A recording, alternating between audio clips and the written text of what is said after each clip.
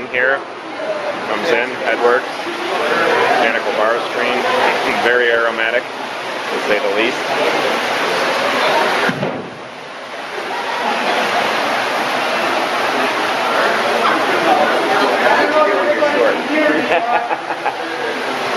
If you have questions, please ask.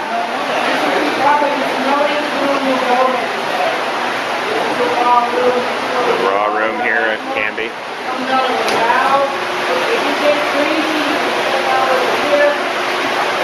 You get about 1 million gallons a day. 1 MGD coming in here. We have a piston system that will go out around the corner. Instagrid's outside. Beautiful system that works all the time. It's centrifugal. It allows the grit to go to the outside and settle down, drop to the bottom, and then comes right out here up top. So that's the Pistogrid outside. You can see if I shoot right through the door, that's the Pistogrid.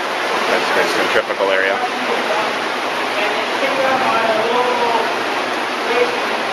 This all goes to landfill. What size bar screen do you have?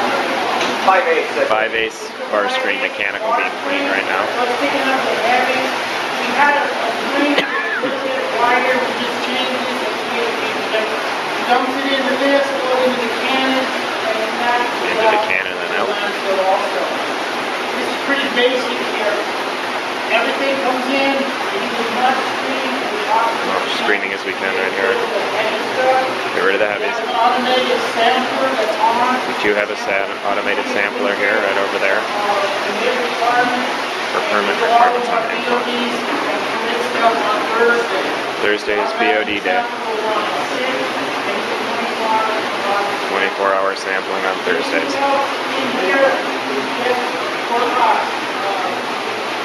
Once it comes in here, it goes into the wet well. Those are the wet wells here. Pumped up to the top of the gravity fed from the primary clarifier down. There's really not much else here to this room where you cut it from what you see. 3 wet wells. Those are Wimco 2-stage pumps. Wimco 2-stage pumps here. How often do we do maintenance on those pumps?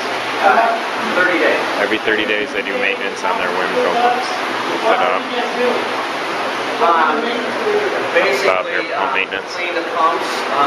The outside get cased with grease, fats and grease, and that's they have a cooling oil on the outside of them. So we take that surface of the grease off so the pumps can keep themselves cool in the water. We have just probably started really concentrating the last 2 years on fat oil and grease. Fats, oil, and grease in the last couple of years. Clean it off. It's not like what it used to be. Our program probably cut about 50 to 60% of the fat oil. 50% of the fats, oil, and grease were cut down as they went out to we have 64 restaurants in Miami that basically do a great job 64 inspections and inspecting of the fats, oil, and grease now to try to cut it down.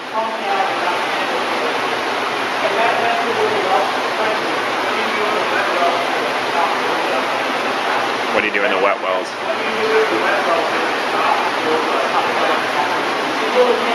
They don't do anything here.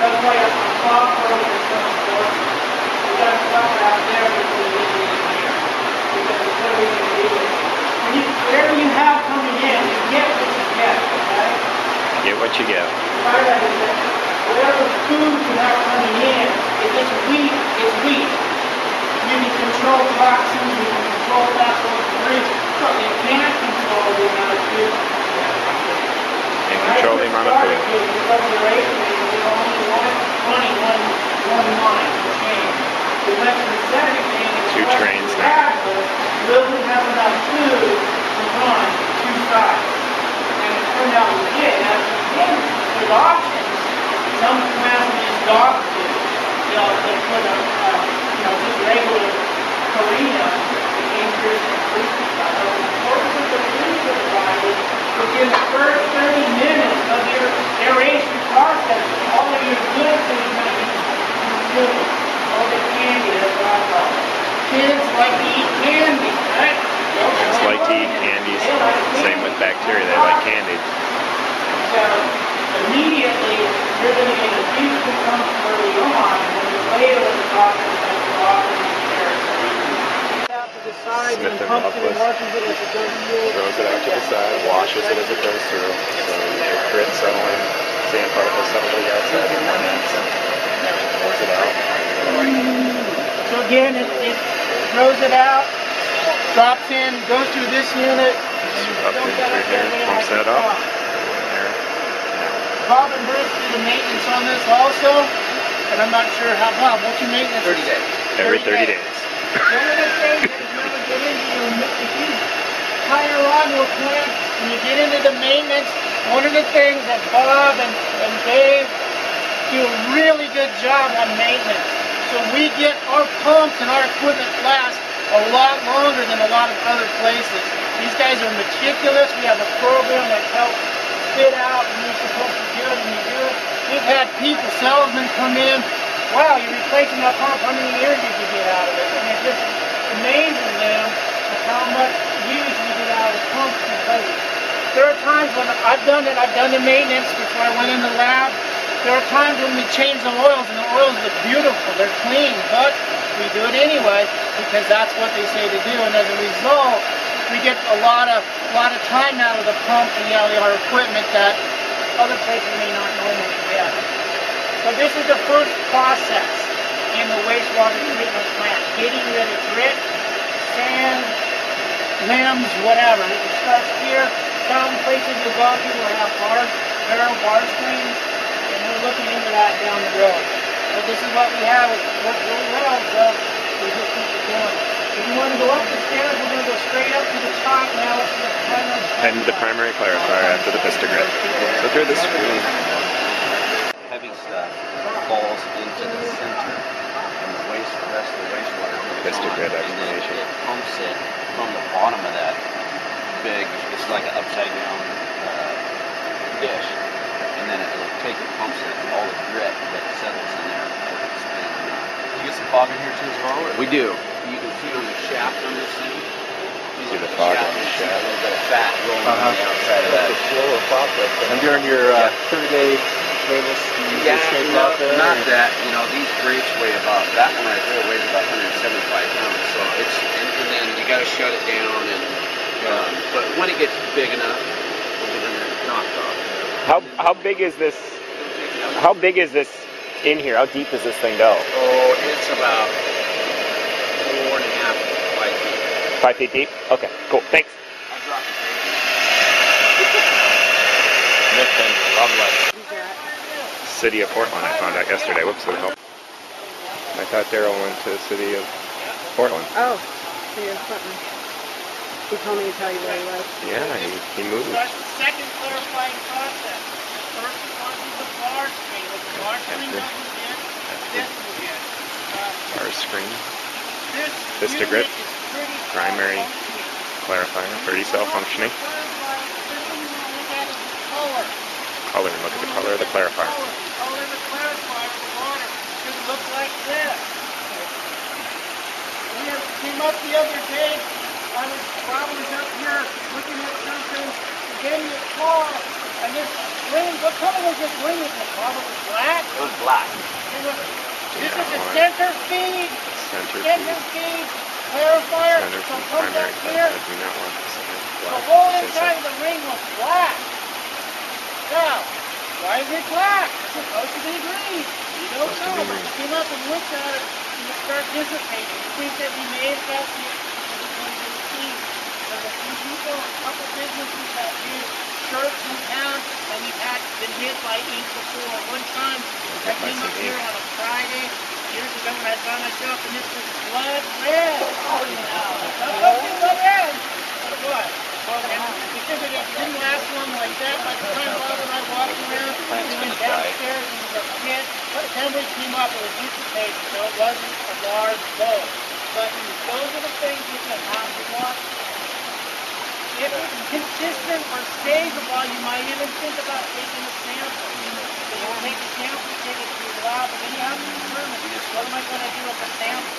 If you have the ability to test it in your lab, what we would have done, we would have taken a pH on it, we would have done some basic tests to determine if it has function, or if it has something that will affect our function in our age station.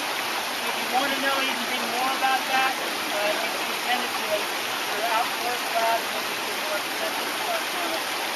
That also happens in the well room. You go in there, as I didn't mention, another thing you're using a lot in this treatment plant is the nose. You go into the well room and it smells like solvent. You probably have solvent coming from someplace. You would look at your effluent and what would you look for to see if you had a petrochemical? You would look for a sheen on your water because you would hear. Then you'd have to determine, you'd probably take a sample and hold it down and see how long it lasts. It lasts for quite a while, then of course you put it in the lab and all that. You throw your metals, you might run an inside solution on it.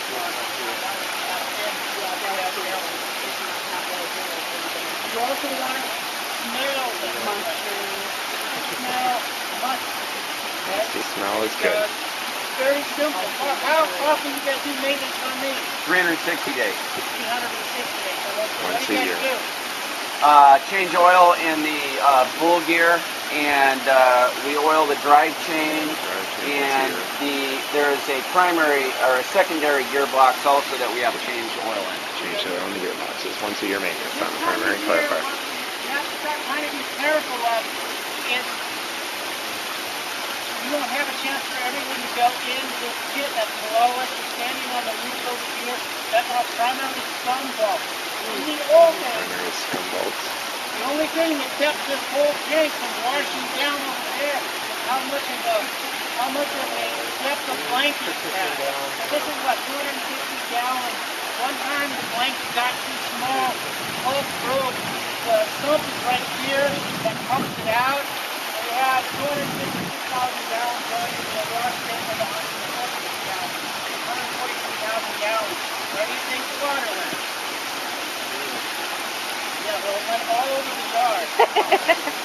That went all over the yard. Of course, the solution to the problem. What do you think we did? First of all, we had to make sure that we kept the blanket, but what was the solution? And then, believe me, this took a lot of headache off of us. We have an automated valve down there because you're always, especially on the weekends, you're always concerned that you get changed. You get changed very quickly with flowers that are going in here. You might come in on a Sunday and this thing's washing away. What would you do? What would you do if you had that situation? What would you do? Yeah. Oh, no stuff. All you do is you bypass this unit. Okay. You take the gate out, but over there in the splitter box, you take the gate up and let all the without primary treatment run into the aeration. And you take it, except the problem is you're not going to get it back to the and you would have more of a, so what would the other factor? The other factor would be you would have more food going into your aid station. Remember, you're losing about 60% here. So as a result of that, you would probably have a growth in your equipment. But it keeps you from having your wash tank fill up and spilling all over the place. Divert the flow. Put more food in the aeration basin. Crank up the I'm not oxygen. concerned about it now. Get the problem You fixed. don't have to worry so much anymore about the automatic valve and the blanket here. We used to have to keep it about 35,000. It's bare minimum. You got to lower that 35. Now we keep it at about 35 to 40, 25,000. What you have to worry about is you get warmer. If your blanket gets bigger in here, what's going to happen to it? What's going to happen is it's blood in an anaerobic anoxic condition. And it's going to go septic. It's going to sit down here and it's going to go septic. It's going to be the process of using non-oxygen and it starts gassing. What happens when the blanket gases? What? It's going to pop, yeah. Where's all that going to go? It's going to go either on your feet or it's going to go over to your tire wall. So we tend to keep it down a little bit with the primary blanket here, here,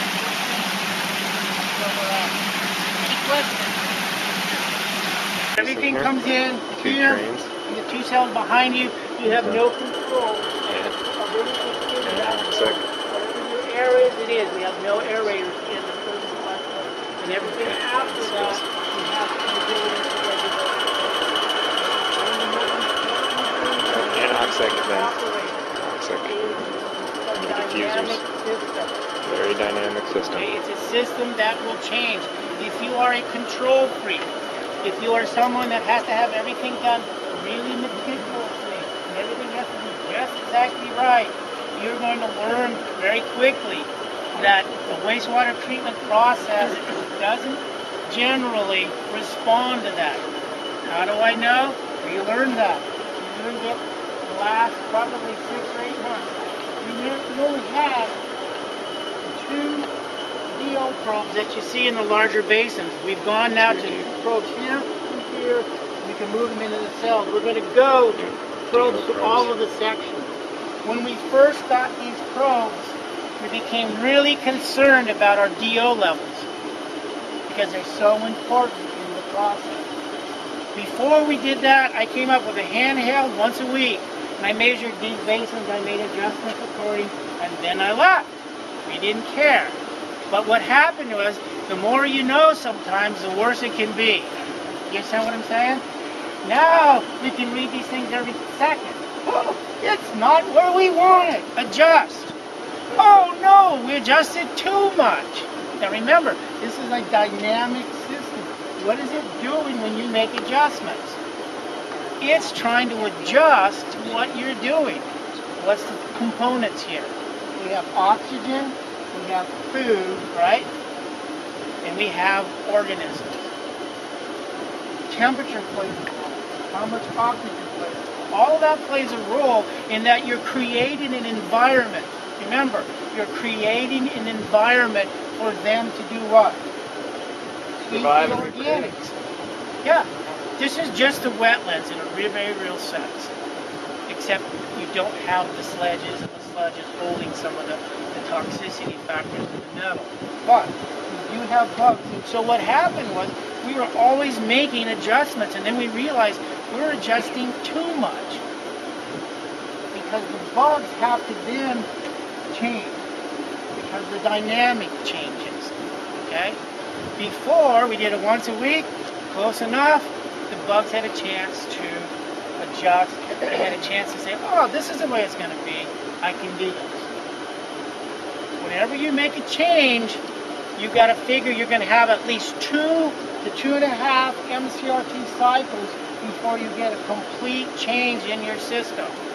So if you're running an MCRT, we run an 8.4. If we make a major change, how long is it going to take before that change affects the system? It's going to take almost 20 days. So if you are someone that's impatient and think you have to meticulously control something, you're going to learn very quickly. This is not the business to try to do it in. You have to be patient. Now, we had an upset. We got a little bit of glue going today, and we're using our filter. There are ways to help you meet your permit that are non-processed. But those can be, what? Expensive. It costs money for your glue, it costs money to run your filter. So ideally, you want this plant to function as a dynamic on its own. And that's what you do as an operator. You leave it alone. You got to let it go sometimes and see what it does. Sometimes it gets spooky because you don't know what it's doing. It can go to a complete upset, or it can turn what we call turn. Now, there are times of the year when you are going to have issues in your process. Always. Okay? Transition between summer and fall or winter. The plant goes like this. Hey, it's been 90 degrees. How many people like 90 degrees compared to 32? So are the bugs. Oh man, this is Miami Beach. Then it starts getting cold and they go, I don't like this. So they don't work as well until you give an environment that they can. When's the other time you generally have this upset? You have it right now. You have it going from your winter to your spring, summer. You've got changes in your brain, makes a big difference up here. Your water temperatures make a huge difference. Does anybody know the doubling growth factor? How many, if you increase your temperature in your water column, how many degrees Celsius will you double your organism? Now remember, it's a ratio, so whatever part of that, every 10 degrees Celsius that your temperature increases, you get a doubling of your microorganisms. Again, it's a ratio, so if you have an increase of maybe 5, you're going to get a certain percentage of growth. And this is one thing that they don't talk a lot about. I've only been to one lecture in the last 15 years where somebody emphasized water temperatures, atmospheric temperatures, and the guy was from Australia. He paid a lot of attention to that. I've seen the correlation between that over the years. When you come into a plant, or you come on your aeration basin, again, you're looking for you don't want foam all over the place. That's what you see on the left-hand side over here. That's element or fat oil debris. That's what you want an open basin. You want your foam to look like that, kind of a tan green color. You also want to smell. Smell that musky. Then you just let this process work. You let it go. Right now we're running this cell right here.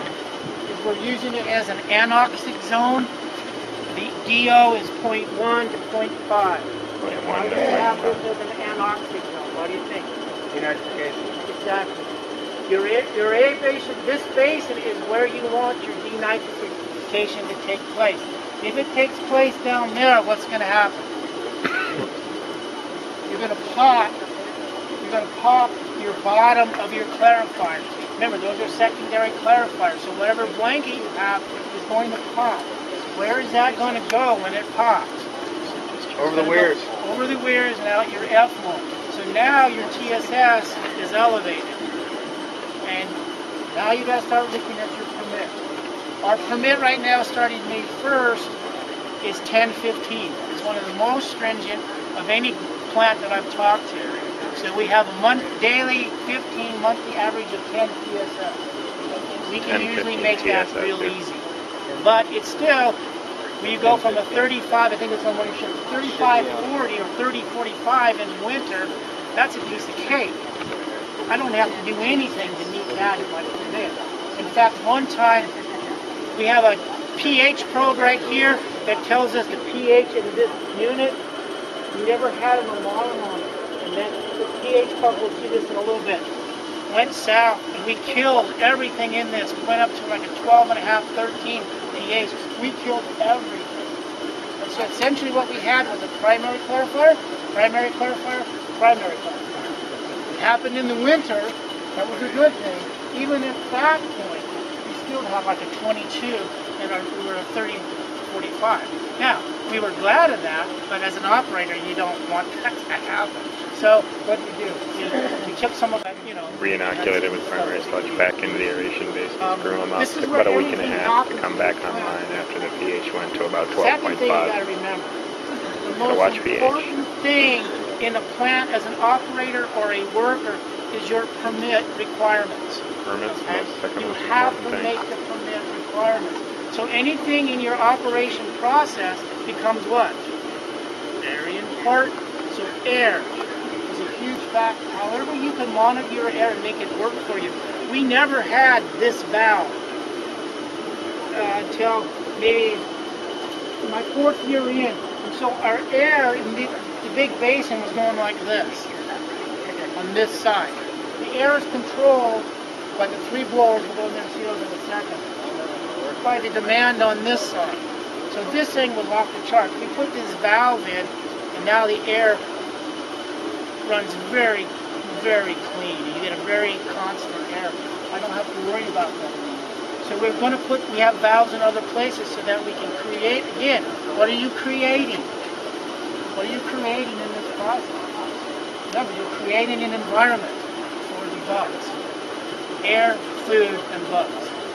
You got to make them happy. That's basically what you see going on up here. Okay? And so, any questions? What kind of aeration are you doing? Fine air. Fine air. Just refit this Just side and this retrofitted. side. these two And sides. that was a little bit of a problem. Okay, we went from probably the diffuser. We had fine air diffusers, but probably half of them were plugged. So we go into a system and we replace them all. Now you're getting more air. We had to get used to that. And now they're working really well. And we were used to them working not so well. So now we've got it pretty well settled. This then becomes your air zone. After the anoxy, if you want to go into a place to give those bugs air, they'll start working for you. We keep this right around in the range of 2. Okay? And anything that I've read over the years, for a nice air parameter, you want to at least use 2 in your bases. 2 is also very important because your stock ciliates, your nitrosomonas, nitrobacter, all, especially nitrosomonas, right in that range. Look a little bit lower. You also have the tendency of the possibility of low DO filaments. So, by this being low as it is, we got to make sure this stays where it is. We can move the filaments. We can kind of keep the filaments here if we make this 2, because they don't want to come over here. And so they'll be, we don't want filaments that much anyway. The only time you want filaments is to stay in your fly. You have to have them. Any questions? We've got, Tension time. it's an hour and a half, Hour and a half, anoxic, hour and a half. And over here it's about 4 hours. We've got 4 probably hours. about Hour and a half, 8. hour and a half, hour and a half, 4 and a half, 8 to 9 total. If you got on a little thing on your watch, you get it. The total detention time for the whole plant is about 22 hours and some change, but we round it off and say 24 to just make some of the testing that we have to do a little bit easier.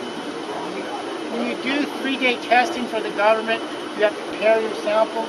So the idea is that your influence sample goes in first, 24 hours later your effluent sample goes in with the idea of catching it. But we work at about 22.5. It's much easier to put it in 24 hours later. We talk to DEQ and so on.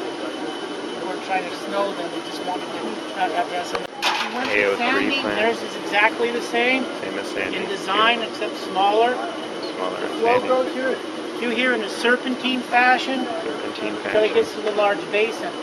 The problem with an AO3 plant is we don't have enough cells. We need to actually do a really nice job with nitrification. It would be nice to have another cell.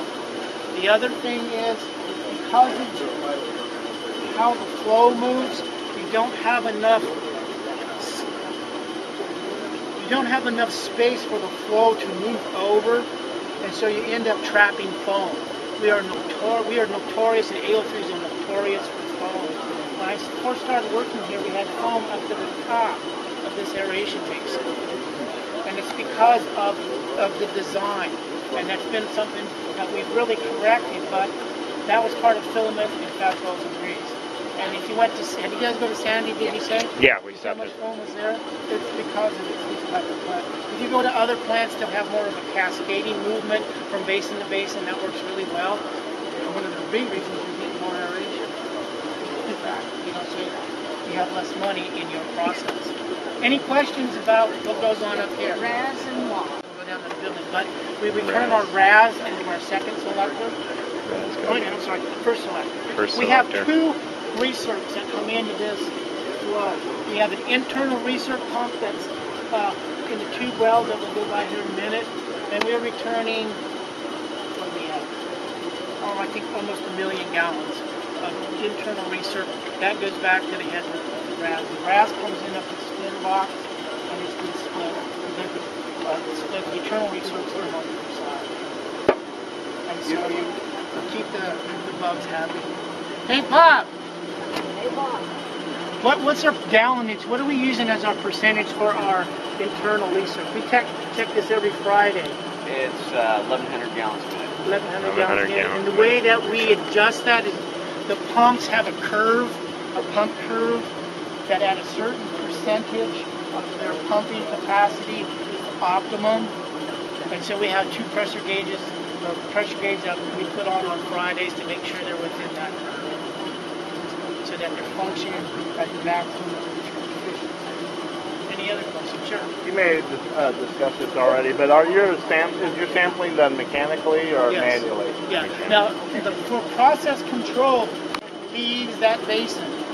So we Sampling take both of manually our at the samples. point of leaving You the see the tall basin. gate on the left side there? That's composite and then the right samples side, that are those doing are the it. gates that move the water into the secondary clarifier. So we have a dipper over there, and we take it right there, and right in front of the other one. And that's for our process control. Mechanical sampling is done for our EQ requirements. EQ requirements. Okay, that's a good question. And we have tape, and we all try to take the sample. We take samples from 7:30 to 8 o'clock every day except on the weekend. If you do something on a consistent basis, even if it's wrong, you're going to get a consistent number to be able to run your plant and run your system. And it'll make it so we don't have some guy taking it over here, some guy taking it over here. We all take it right there at 7:30 to 8. And of course, there's been occasions when we can't do that, but something else goes on.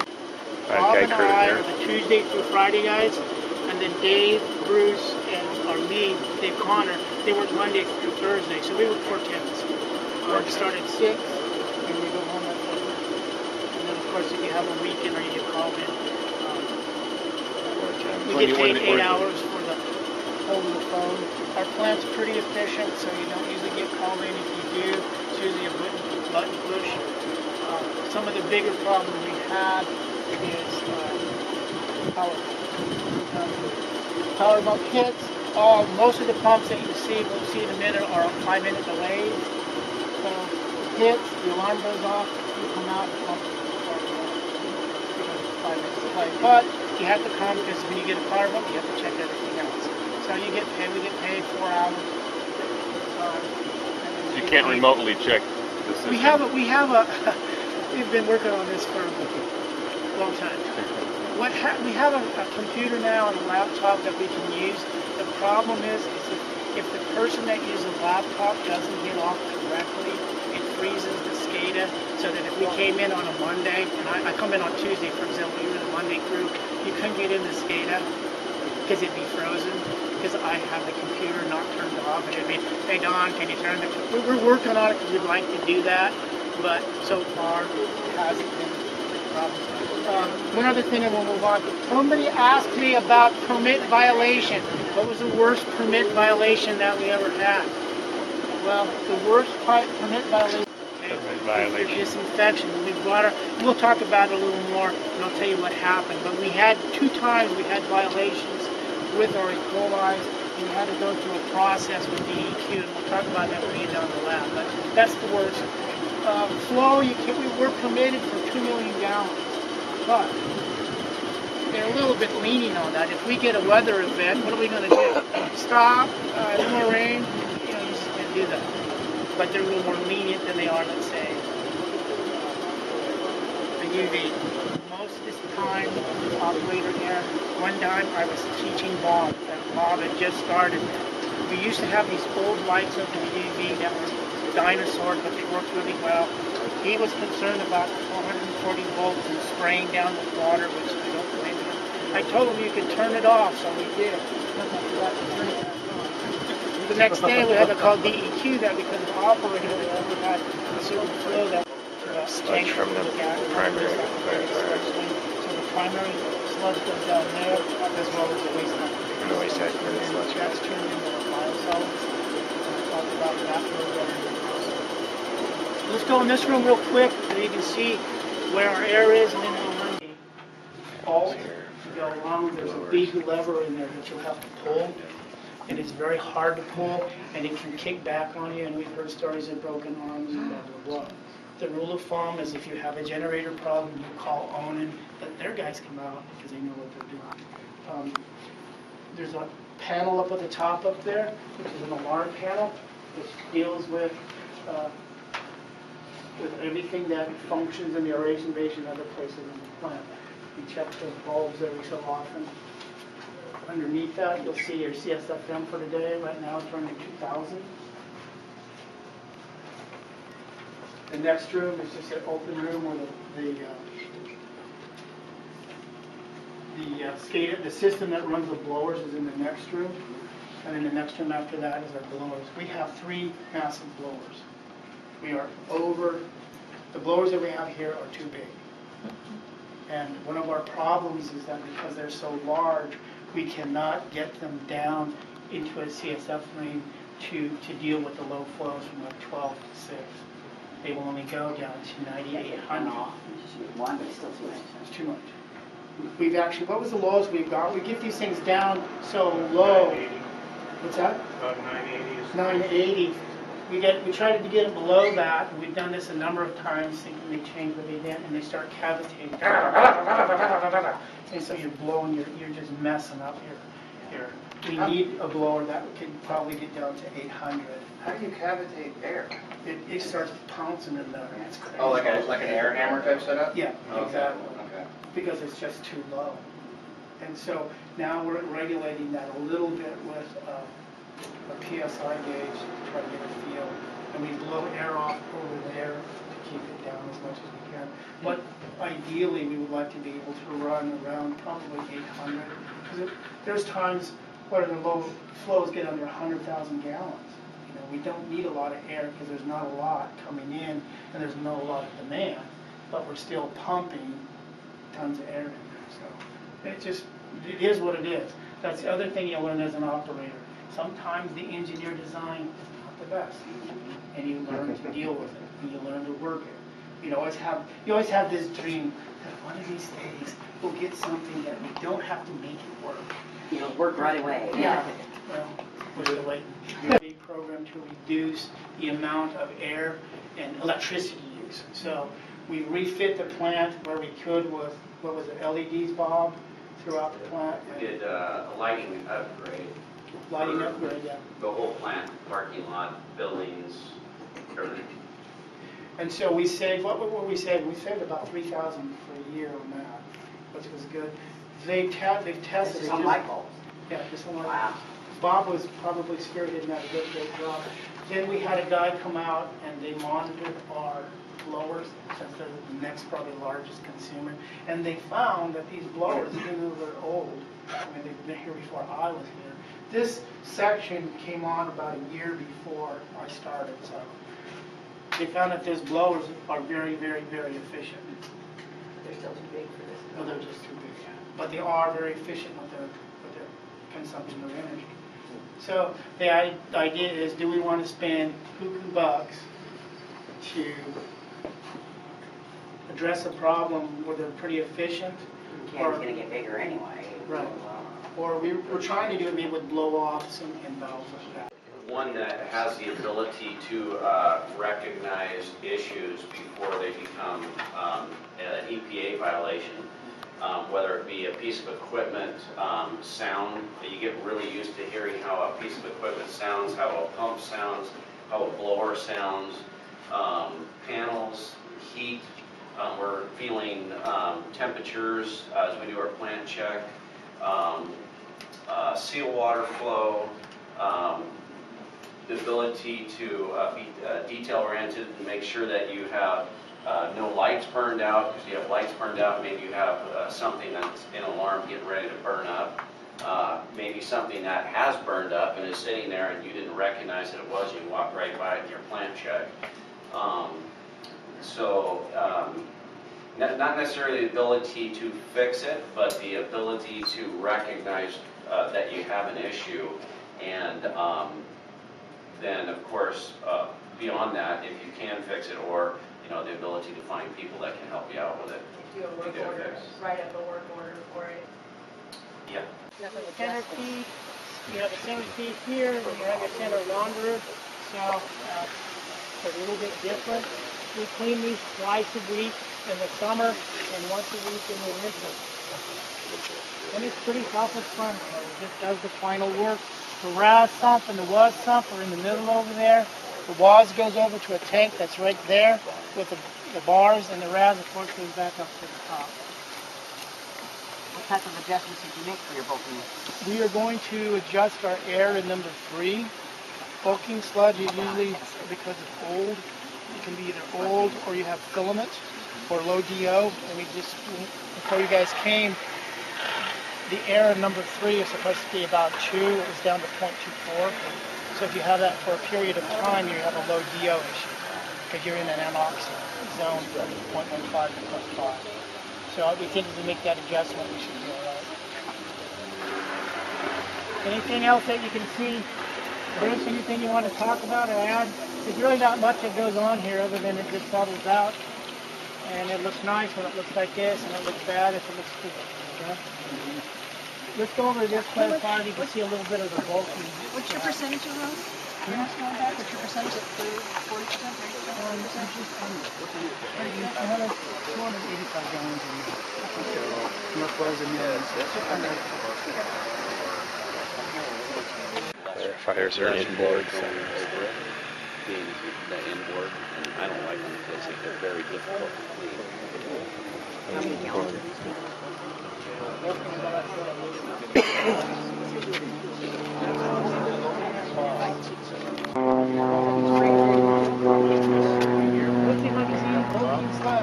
Looks like it got done today. Anyway, most of these slides would look a little round block that comes up to the top. Like a little in there, yeah, but it'd be all over. So a little bit of gas coming up here with the radar. Not too bad. Here's one here. That's not bad. When the whole thing gets covered. It's usually because you have low DO, filament, or you don't have adequate air in one of your zones. And that's what we had. We make adjustments and I think it'll come around. But again, this is not looking bad. It'll look worse in the morning. Then after we get a little bit of flow, this thing is kind of sitting here at night with less than 100,000 gallons. You start moving 800, we've got 1 million. Right before class, we had about 1.2 million rolling through. So it starts flushing things out and it fills it up. We're going to this building here. They're about 250, 50. 250? About every 2 years. These ones are really parallel. Very parallel. Parallel series from Orange Big, are those parallel? Okay, these are parallel? The parallel? Parallel. And so are the aeration bases. Same with the On range. that one sheet, I can't get 15 feet deep for those secondary clarifiers. Under the diameter. What was the diameter on that? On the diameter on the clarifier? I think it's on the map. I think we are 50 foot wide, 15 foot deep. So if we can try, we can go 54. What is it? 54 on the secondaries. 54 feet across That's not wise, or and 15 feet deep. Rise and wise are in there. After you get your permit requirements met with your ethanol, the second most important thing is what am I going to do with my solids? Got to do something with them. Ideally, anything you have going on in the plant, if you can, you want to deal with it from the headworks back. So you want to keep pushing things to the headworks if you have a problem. For us, this is where we take care of our solids. We have RAS pumps, which you see right here, and then we have the WAS pumps, which are right here. These are parts that are taken off the secondary. The bottom of the secondary is the sump. These pumps are running at 286 gallons a minute. How many horses? I'm not sure what these are. About this guy.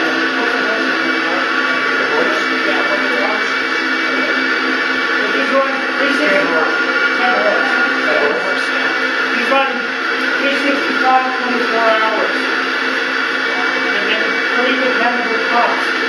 As you can see, the north gas goes out of that pipe, but the south gas and north gas goes over here. If you had a problem with one of your pumps, you can valve the pump had a problem. You can open the valve, go this way, and we can use that one pump. It's just a matter of opening one valve and shutting another. If you do that, you have to increase the grass over here, because now it's doing the job for two. One's doing the job for two.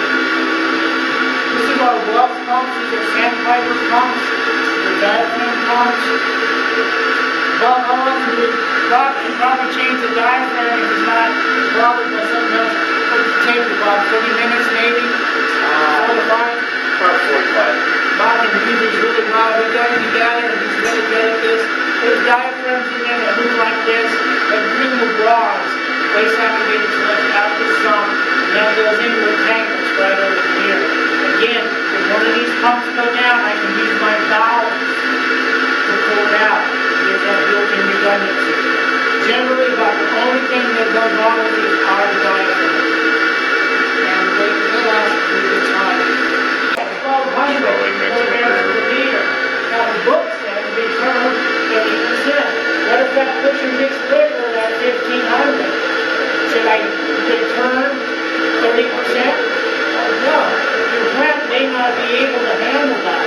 So they will make the adjustment based on how much mixed liquor do I want up there.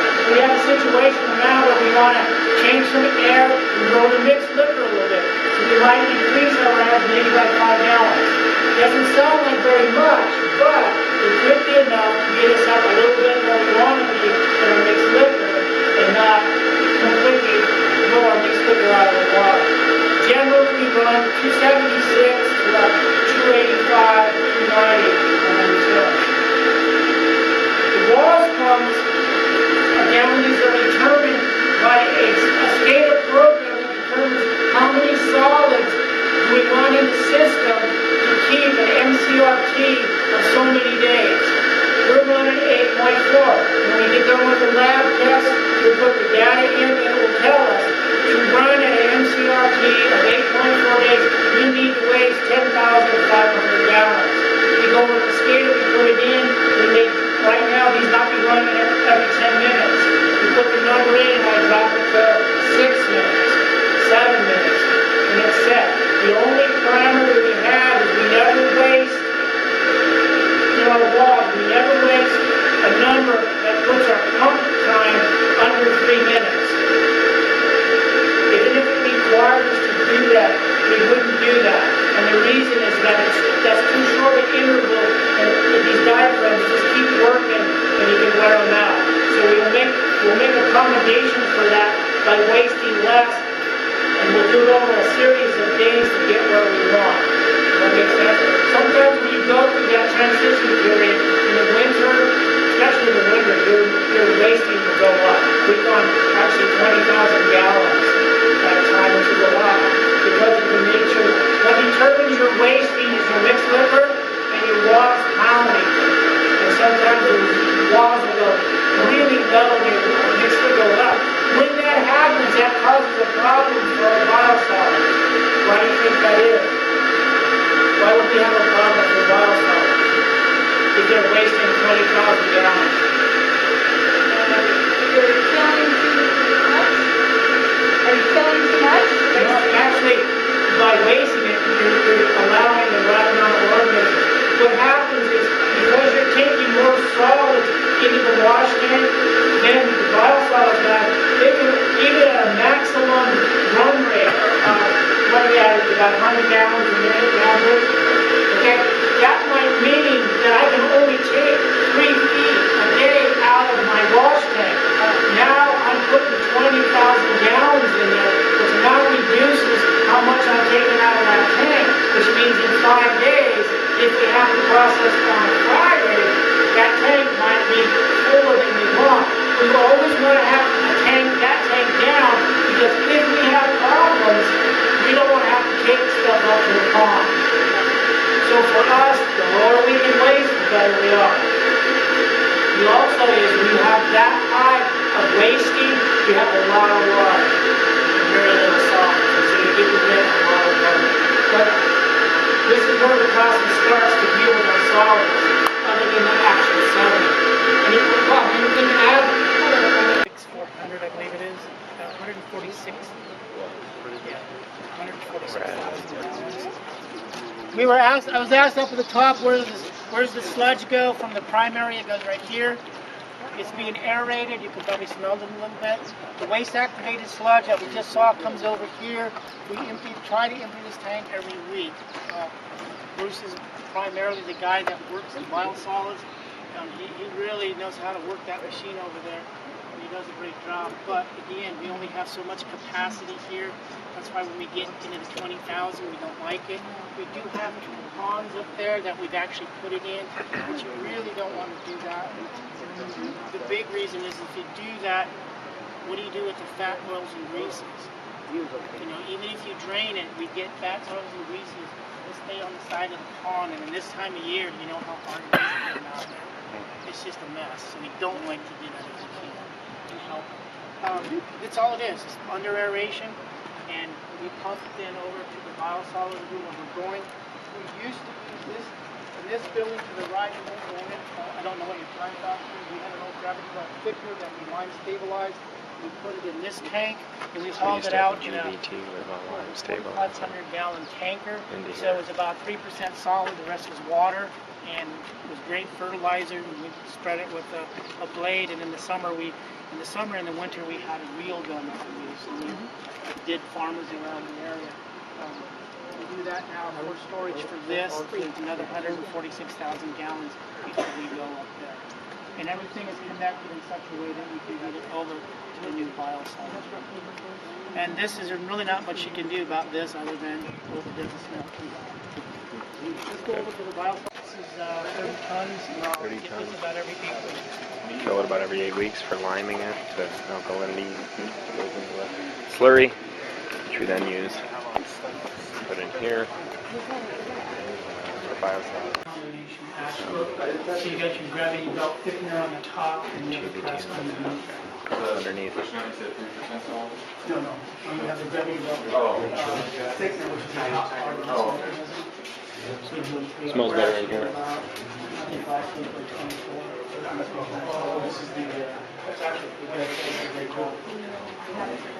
Okay. We'll go into that room in a minute, those that want to. You can look and watch TV, that's what's happening on that belt. So, as I said, once you meet your parameters for your permit, the next thing you have to do is what do you do with your solids? We are making a fertilizer cake that right now is going to landfill. We're in the process. We had I don't know if you've been reading the Candy papers, but we have a dryer that we're in litigation on because it didn't work. And the dryer cost us about 1.5 million. And the issue was they couldn't deal with the fats. They're not an anaerobic or aerobic digestion. So there's a lot of fat in the biosolids that are coming out of the solids. In order to deal with it, we were running temperatures of 475 to 500 degrees in the dryer. That caused the fats to rancify, and when they get rancid, they stink. And so that was one of the issues. There were some other issues. They couldn't meet the criteria of the contract for the amount that they were supposed to produce. There's a bunch of other stuff. And it's too bad because Class A is really the way to go. Well, right now this is going to landfill. We are in the process of talking to a farm down in Roseland, not Roseland, Roseburg. what's the town? Roseburg. Roseburg, yeah. And this guy will take all of this, he puts it into a big pond and it percolates, and he's able to make a fertilizer for his surrounding acreage as well as his farms. Because that's a problem. The problem is always what do you do with your biosolids? He doesn't want to do it. And it's becoming more and more difficult in all of the states to have a Class B biosolid. So you're not class anything, you just go to landfill. We just go to landfill. But this is a 24% Cake, cake, yeah. fertilizer cake that's going to landfill. It's going to landfill, that's correct. We have talked about maybe going back to a stabilized line, but it would take a lot of things to do that again, as well as reconnecting with the farmers that we had. Because when we went to Class A, we didn't have enough for everybody. Because you reduce, that's the advantage of Class A, is that you can reduce so much of your solids as well as you can put them anywhere. And the requirements for monitoring them are a lot lower. Would you guys charge if you charge farmers if you had Class A? Or you just No, give it to them? we used to give it to them, all of our fertilizer, which we're glad to get. But that's the way to go if you're in a plant and they're making decisions. Make the decision for Class A. the state of Oregon at one time, when we built this facility, we were supposed to have enough storage for 8 months because there was thoughts that west side of the Cascades, they were not going to allow anybody to spread in the winter. And we have about 4 winter sites. We're one of the few plants that had enough winter sites. But the problem in the winter is when you get so much rain, if you're putting the fertilizer on, you're going to get almost an immediate runoff. Because the fertilizer ratios and how much you're using is based on uptake of nitrogen by the grass. Well, of course, the grass isn't growing in the winter, and so that became a huge issue. And so they were thinking about, I know they don't allow any more winter permits. We can use our winter permits because it was prior to the decision not to allow them. But going into a Class A is a much easier process. So there's ways of doing it. You have pasteurization. Another great way is the incinerator process. Vancouver has an incinerator. It's massive. I interned there when they first brought that online. And the temperature is around 1600 degrees. They take it off the gravity belt, and within, I think, 5 seconds it's gone. And all you get is this ash when you're done.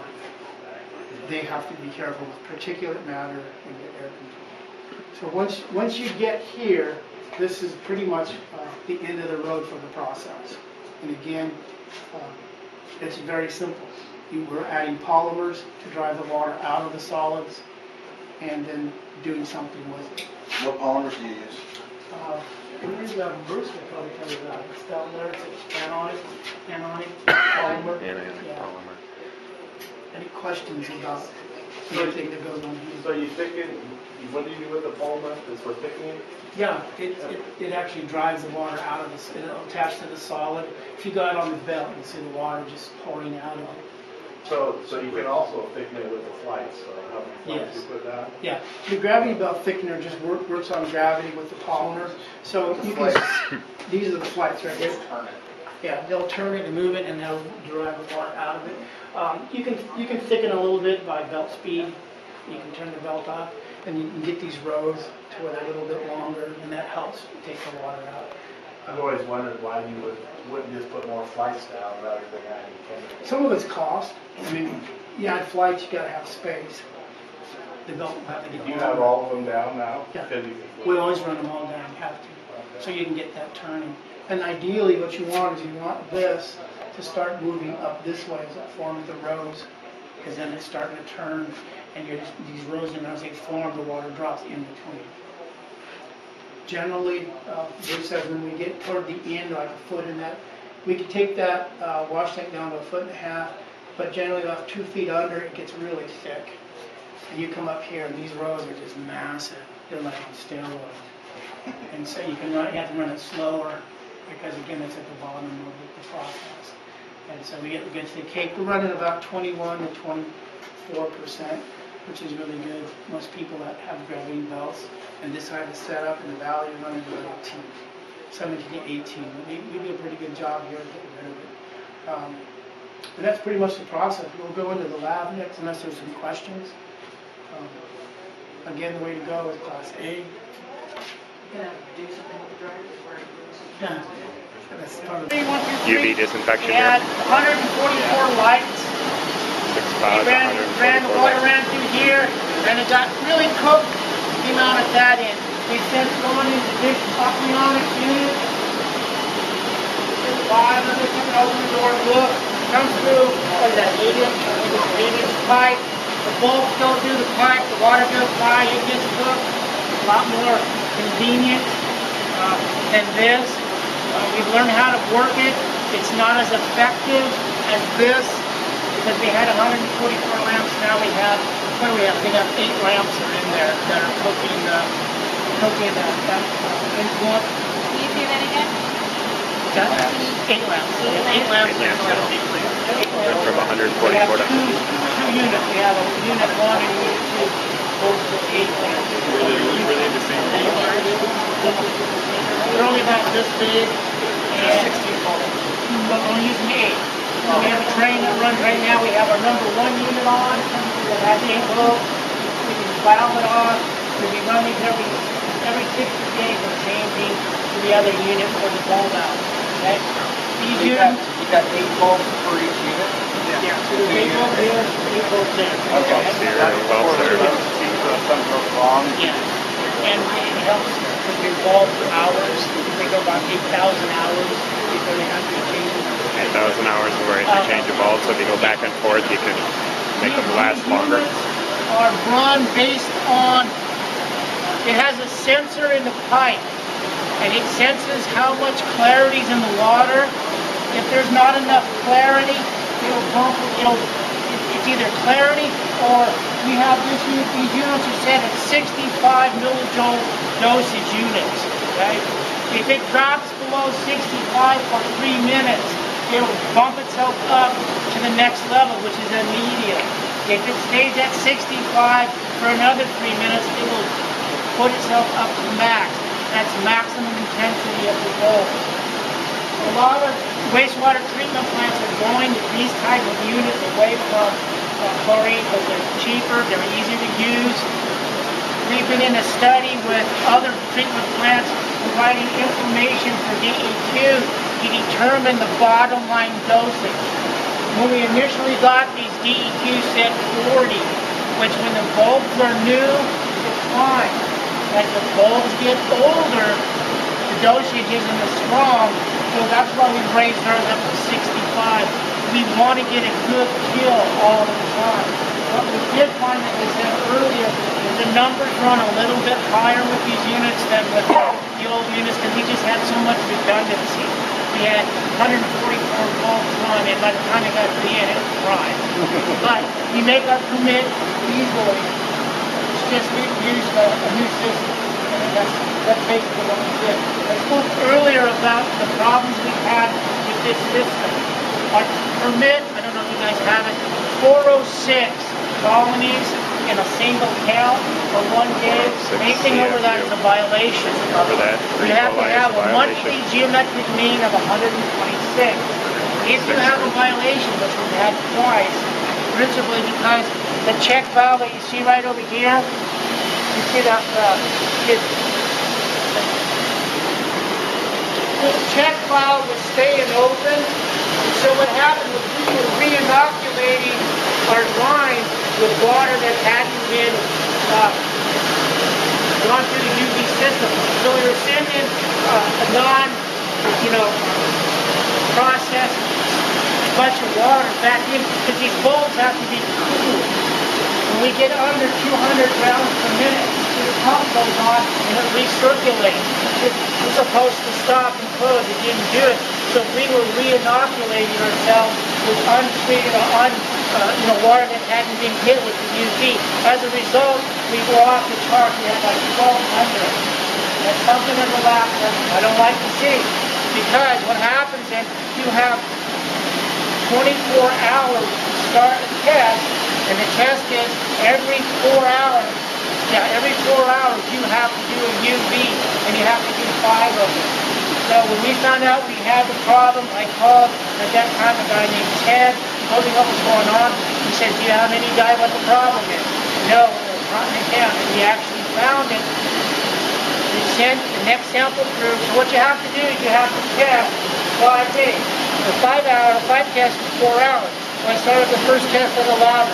4 hours later, so at 12 o'clock at night, I was doing my last basic. So I had to come back in the next night and pull all the tests.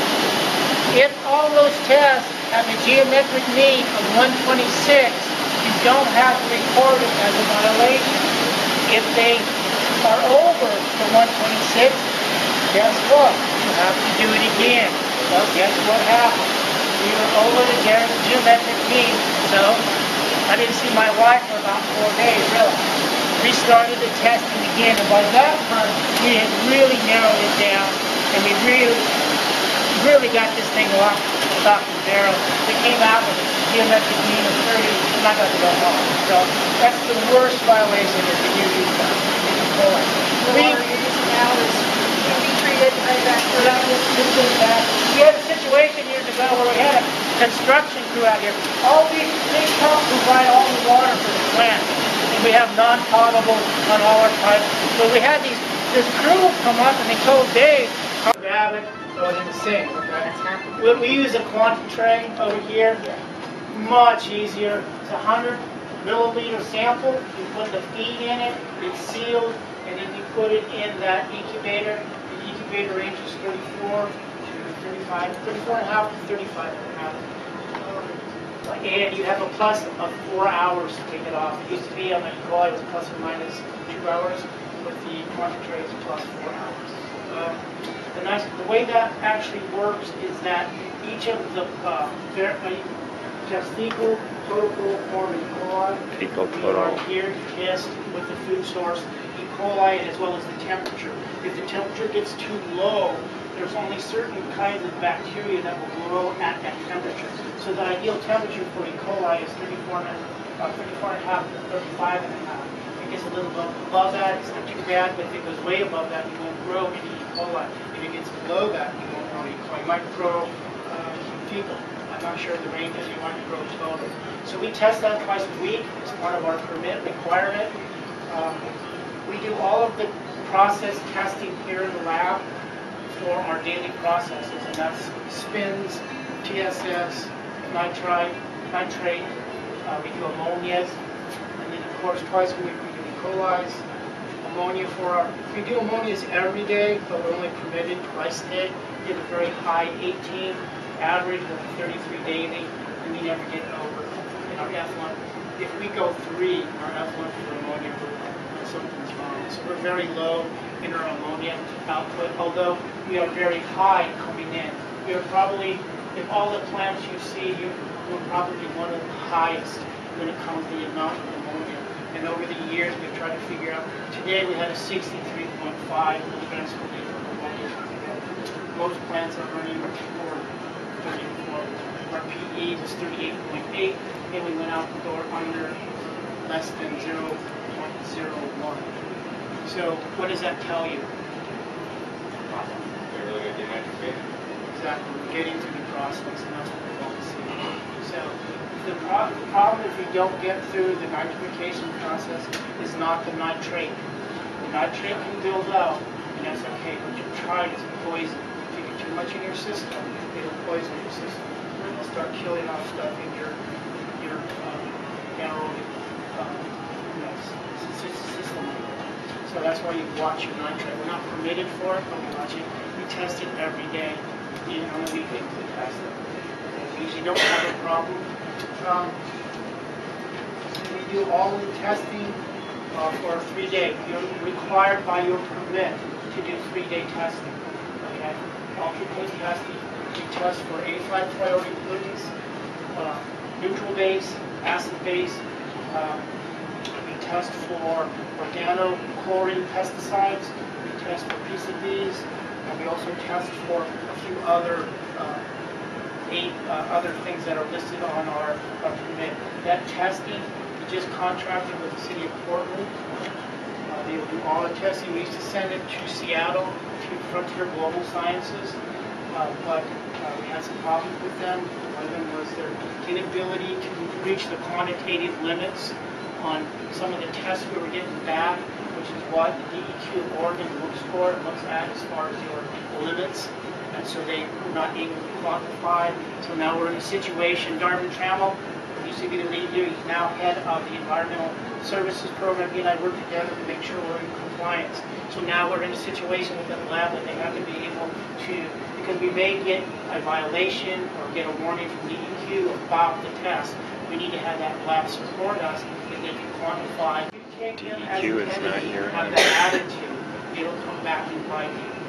Okay? When I worked biosolids, we had some issues on a couple of sites, and we told them immediately. Bruce had a spill one time. It wasn't his fault. We called him immediately, told him what's going on. When we had this issue with UV, we called him, told him what's going on. We never hide anything. They, in fact, the guy called me back the next day. He said, hey, I've been thinking about this. Have you guys tried this? They don't want you to fail. They don't want you, they don't want to have to come out and get on you to make sure you're passing it. They want to help you. If you take that attitude, it really is helpful. So we take all the samples field, they will go to Portland, and they will do the testing for Twice a year. We have one categorical significant user, Johnson Controls, batteries. So twice a year we test them for mercury, lead. The 10 heavies, we test them for flash. We test them for a couple of other things. Twice a year, altered clean sampling. Glove up, you put a mask on, you do all kinds of funny things so you don't contaminate your sample. So particularly, we'll look at a slide. I mentioned it, I think you said you did. We also use slides, and we look at least every other day. We look at bugs. And I have some slides up that we can look at. We have charts that will tell us that, and again, you're just going through the slide, you're looking, you're just kind of taking a mental note, oh, that's a Rutherford, that's this. And so, oh. And so you just come up with an idea, oh, I got a lot of these, and this chart will give us an idea of where we are.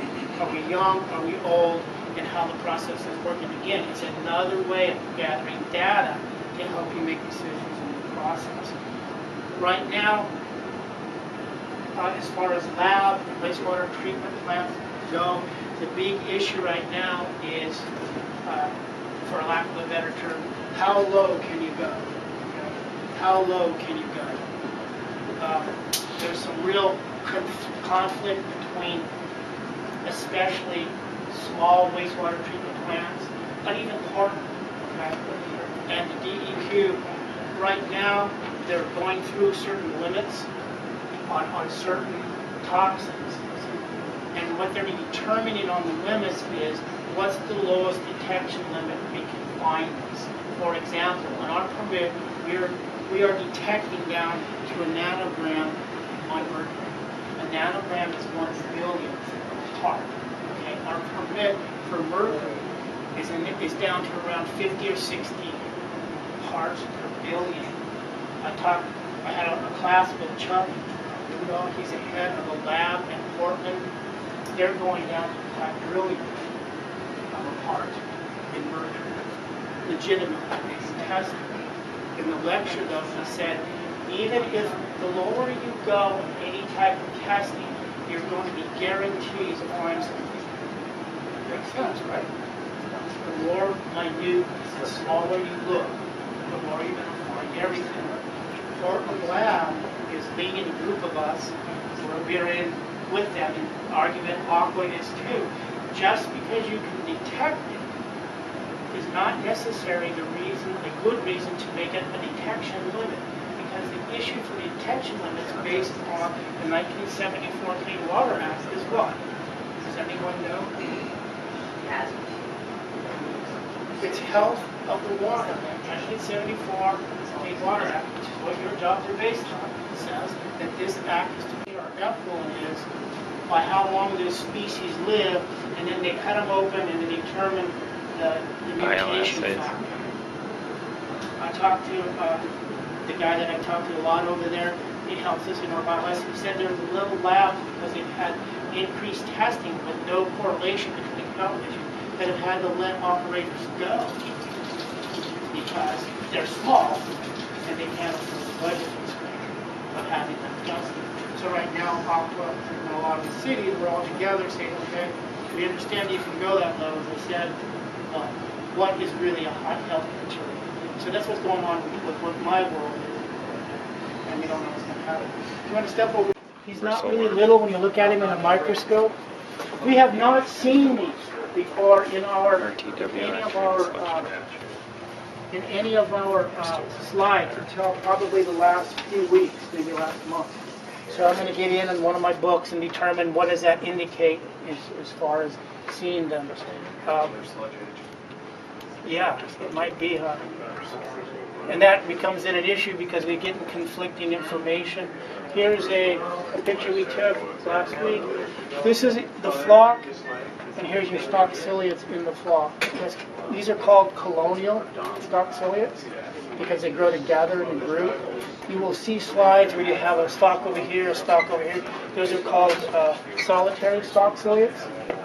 All of these are good things to see. This is your group of stalks right here. This group right here. We have a slide, I don't know if I can find it, where we probably had over 200 stalks in a single grouping, which is good. And so we look at this.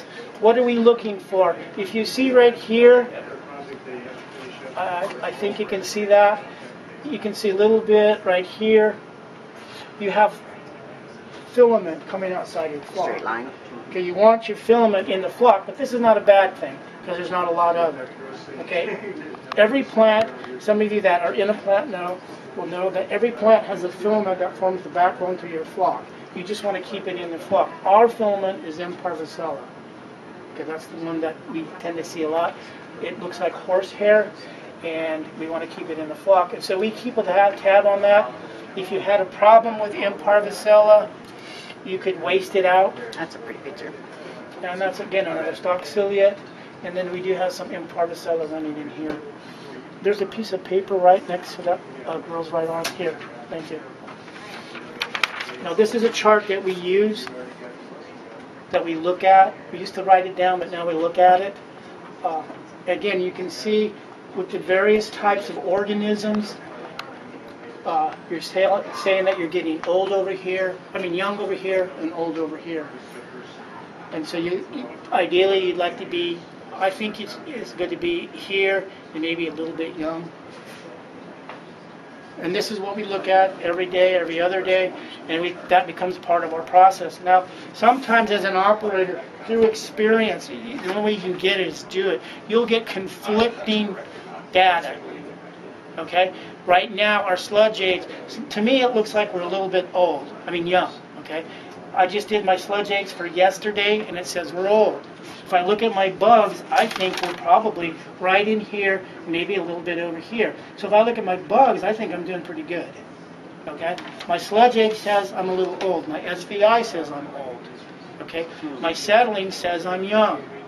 Sometimes you look younger when you're old. Yeah, that's what, I hope that happens to me. So now you have, from experience as an operator and how your plant works and your time in the plant will help you make a decision of how much you're going to waste and what are you going to do to get your process. Because what happens is you want to find a sweet zone, okay? You want to find an MCRT becomes the indicator with your bugs and this other data that you set up the environment that this plant's going to work best at.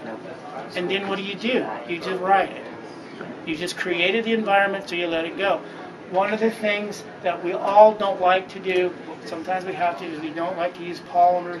We use aluminum chlorhydrate to cause the sinking. I'd much rather use the filter. And why do you think that is? Cost is a huge thing. The other thing is, if I'm using a chemical to sink, I'm not really getting a feel to my process, right? I'm not getting a feel how well my bugs are acting, because why are we collecting anything? We're collecting things because they die. They go endogenous, they get sticky. When they die, we take it with them. But if I'm using a glue, what we call glue, I'm not getting a feel for that. So if I can get a feel for that, get into the right zone, then I can turn. We ran almost a year one time. Things were working well without using any polymer. It was massive savings.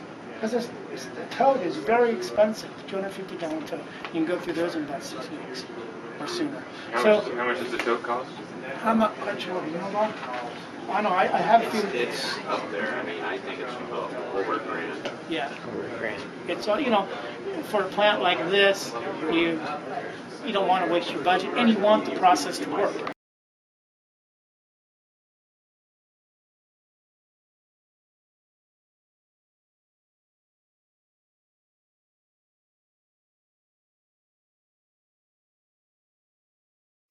Don Steiner here Lab at Tech. Lab Tech at Camp. Taking you guys on a tour. This is Bob Winger. He will be going with us. Bob Winger. I'm an operator 3. I'm an operator 4. Bob's an operator 3. I'm the second oldest person in years here. So when our lead is gone, I act as a lead, but we kind of run it together. Bob is. I tell you what Bob does. He does primarily maintenance and biosolids, but because of the size of the plant, everybody in this plant can do what everybody else does. Some of us do it better than others, but we still can do maintenance, we can still do lab, we can still do biosolids, and that kind of thing because we're so small. That's the advantage of a small plant. You learn to do everything. Before we get started, I want you to look at this sheet, because sometimes we shove this off to the end. This sheet is a sheet from 209, and it gives you the state of the industry for wastewater. If you'll notice, the average age for the worker is 54 years old. What does that tell you?